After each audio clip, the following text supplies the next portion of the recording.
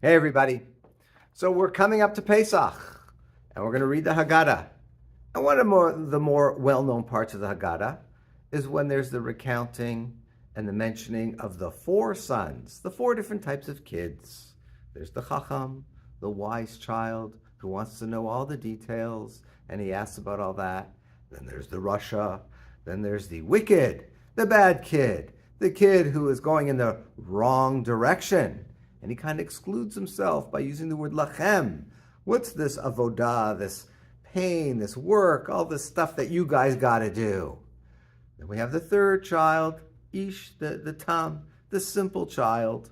Okay, the simpleton. And finally, the fourth one is She'eno Yodei Lisho, doesn't know how to ask a question. So the Haggadah tells us, Patachlo, you got to open him up, you got to pull it out of him.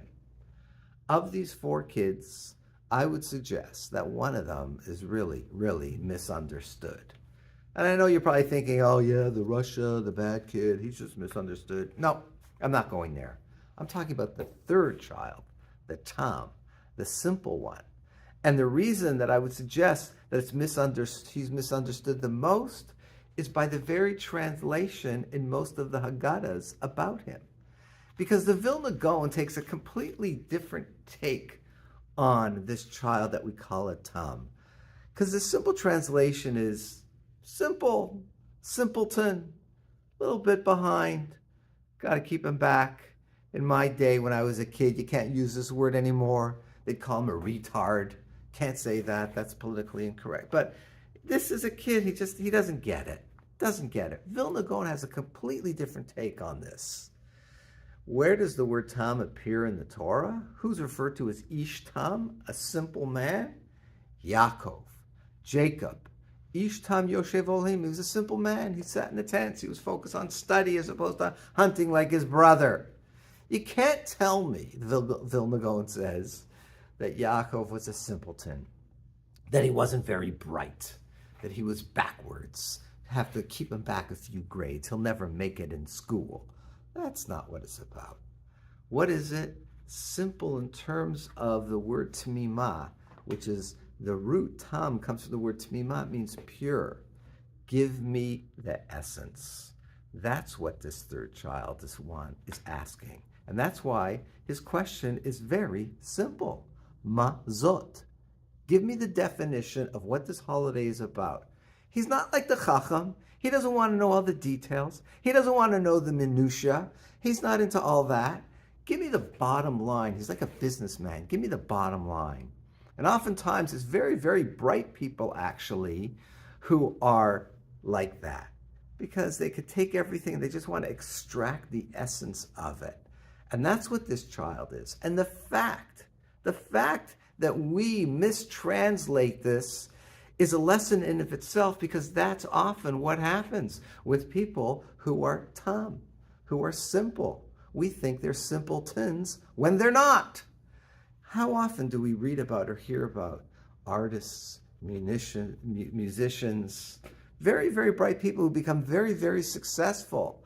And they say when they were kids, they were pigeonholed.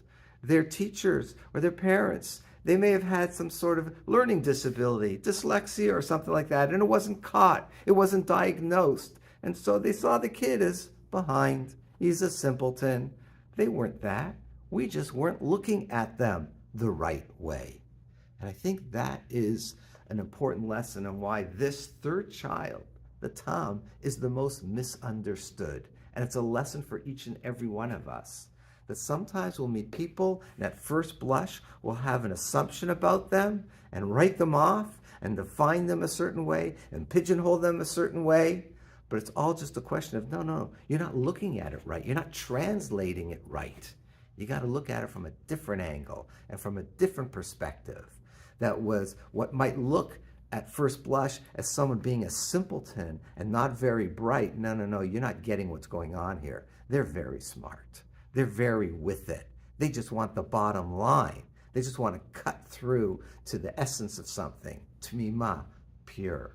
So the very fact that we mistranslate this so often and misunderstand what this child is about is a lesson in of itself. That we sometimes don't get what other people are really, really about. A simple lesson that we should take in Pesach, not just dealing with our own kids, but dealing with anybody, that we should look at them in a different way, from a different perspective, to really see the strength that they have that we might not see when we first meet them. Chag Sameach, have a wonderful Chag.